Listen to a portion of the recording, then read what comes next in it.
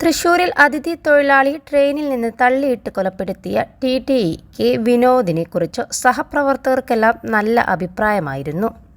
പൊതുവെ ട്രെയിനുകളിൽ പലരും ടിക്കറ്റ് എടുക്കാതെ യാത്ര ചെയ്യുന്ന സംഭവങ്ങളുണ്ട്. ഈ സമയത്തെല്ലാം TTEമാർ പലപ്പോഴും വഴക്ക് പറയുകയും മറ്റും ചെയ്യാറുമുണ്ട്.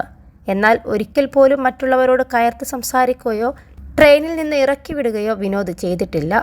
ഈ അടുത്താണ് വിനോദ് എറണാകുളം മഞ്ഞുമ്മലിൽ പുതിയ വീട് പണിതത്. അതിൻ്റെ സന്തോഷവും സഹപ്രവർത്തകരോട് പങ്കുവച്ചിരുന്നു. ഇതിനിടയിലാണ് ഈ ദാരുണമായ സംഭവം നടന്നത്. വിനോദ് റെയിൽവേ ജോലിയിൽ മാത്രമല്ല കലാരംഗത്തും സജീവമായിരുന്നു.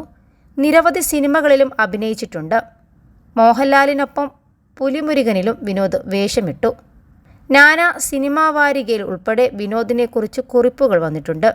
ചെറുപ്പം മുതലേ അഭിനയത്തിൽ അതീവ തൽപരനായിരുന്നു വിനോദ്. നാടകമായിരുന്നു ഇഷ്ട ഇനം.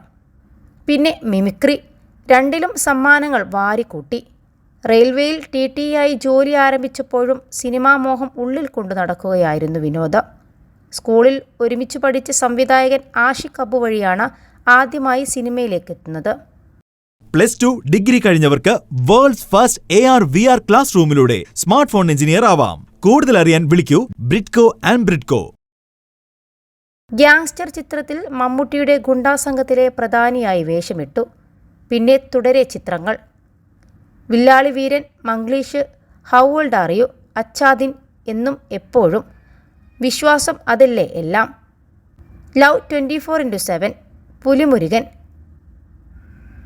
രാജമ്മ അറ്റ് യാഹു, വിക്രമാദിത്യൻ തുടങ്ങിയ നിരവധി ചിത്രങ്ങൾ. ഒപ്പം സിനിമയിൽ മോഹൻലാലിനൊപ്പം അഭിനയിച്ചത് DYSP ആയിട്ടാണ്. ധന്യയാണ് ഭാര്യ. ഇന്നലെ വൈകുന്നേരം 7 മണിയോടെയാണ് ദാരുണമായ സംഭവം നടന്നത്. ഉടൻ FIR രജിസ്റ്റർ ചെയ്യുമെന്നും സംഭവത്തിൽ നിർണായക സാക്ഷിയായ റെയിൽവേ കച്ചവടക്കാരൻ്റെ മൊഴി രേഖപ്പെടുത്തുകയാണെന്നും റെയിൽവേ SP പറഞ്ഞു. ഇയാൾ കൊലപാതകം കണ്ടെന്നാണ് വിവരം. പ്രതി രജനീകാന്ത് ഒഡീഷ ഗഞ്ചം സ്വദേശിയാണ്. പ്രതി സംഭവം നടക്കുമ്പോൾ മദ്യലഹരിയിലായിരുന്നെന്നാണ് പോലീസ് പറയുന്നത്. ഇയാളെ ചോദ്യം ചെയ്തു വരികയാണ്.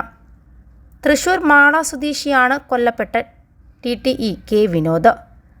മാല സ്വദേശിയായ വിനോദ് 3 ആഴ്ച മുൻപ് പണിത എറണാകുളം മഞ്ഞുമലിലെ വീട്ടിലേക്ക് താമസം മാറിയിരുന്നു. S11 കമ്പാർട്ട്മെൻറ്റിലാണ് പ്രതി യാത്ര ചെയ്തത്. ടിക്കറ്റ് എടുക്കാതെ കയറിയ പ്രതിയോട് ടിക്കറ്റ് എടുക്കണമെന്നും അല്ലെങ്കിൽ അടുത്ത സ്റ്റേഷനിൽ ഇറക്കി ട്രെയിൻ മാറിക്കയറണമെന്നും TTE ആവശ്യപ്പെട്ടു. എന്നാൽ ഇതിന് കൂട്ടാക്കാതിരുന്ന രജനീകാന്ത് വാതിലിനരികിൽ നിന്നിരുന്ന വിനോദിനെ തള്ളിയിട്ടു. ഈ സമയം മറ്റൊരു വനിതാ TTE കൂടെയുണ്ടായിരുന്നുവെങ്കിലും അപ്രതീക്ഷിത ആക്രമണത്തിൽ ഒന്നും ചെയ്യാനായില്ല.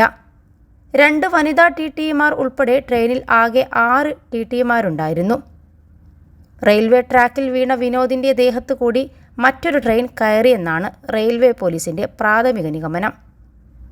ആദ്യം ട്രാക്കിലേക്ക് വീണ വിനോദിൻ്റെ മൃതദേഹം ചിന്നിച്ചിതറിയ നിലയിൽ പലയിടങ്ങളിൽ നിന്നുമാണ് ലഭിച്ചത്.